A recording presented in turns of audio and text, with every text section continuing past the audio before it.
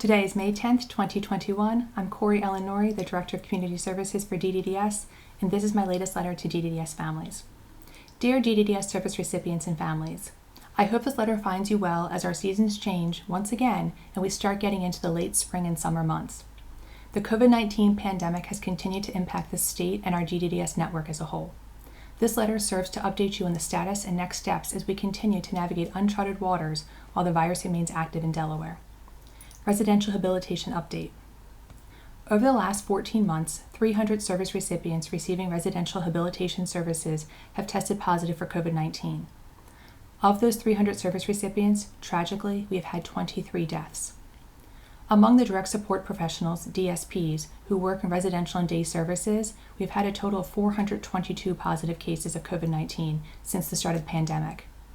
DSPs have worked extremely hard to minimize the spread to each other and to service recipients using mitigation tools such as PPE, frequent hand washing, and social distancing. The hopeful news is that the number of positive cases has seemingly stabilized.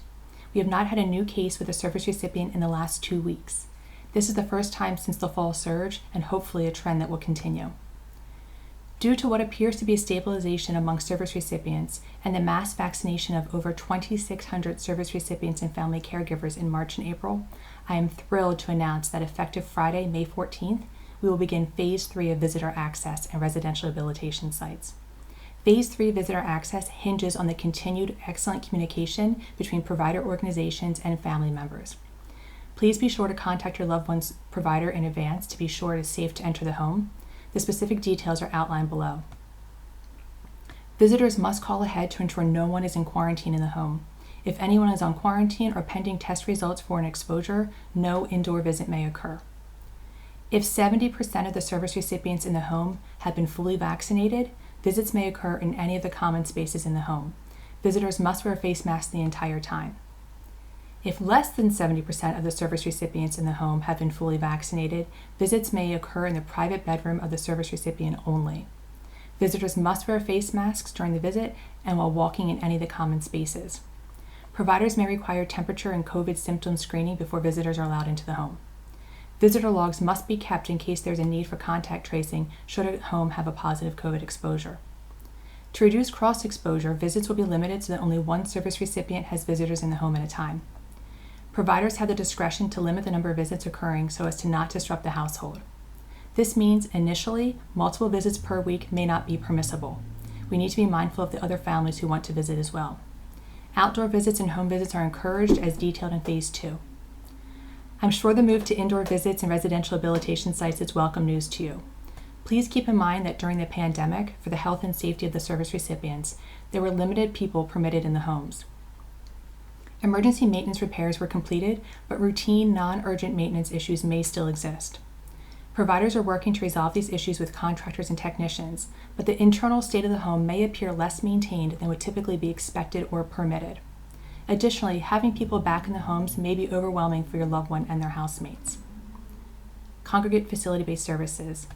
Again, in conjunction with what appears to be a stabilization in positive cases and a large number of fully vaccinated service recipients, we are working with our provider network to plan for more service recipients to come back to their day programs in person over the coming months. Our provider network is using this time to recruit and fill vacancies while training staff on COVID protocols. Expect to hear updates in the next few weeks from DDDS and your loved one's support coordinator, Columbus Community Navigator, and/or their day service provider. We are planning for a staggered transition, focusing initially on those who are fully vaccinated. Virtual day programming will continue to be provided as it has been by your loved one's day service provider during the pandemic. While the news that we are progressing and moving towards a new normal is exciting, we cannot forget the pandemic still exists. Please continue to follow guidelines from the CDC and the Division of Public Health. Wear face masks indoors. Wash your hands and maintain social distance from anyone not in your household. If you are symptomatic or have been exposed to anyone with COVID-19, get tested at one of the many locations around the state. Use this link to find a site, https://coronavirus.delaware.gov/testing. And remember, the COVID-19 vaccine is readily available to anyone over the age of 16 in Delaware right now. You can find the vaccine locations at https://coronavirus.delaware.gov/vaccine/where can I get my vaccine.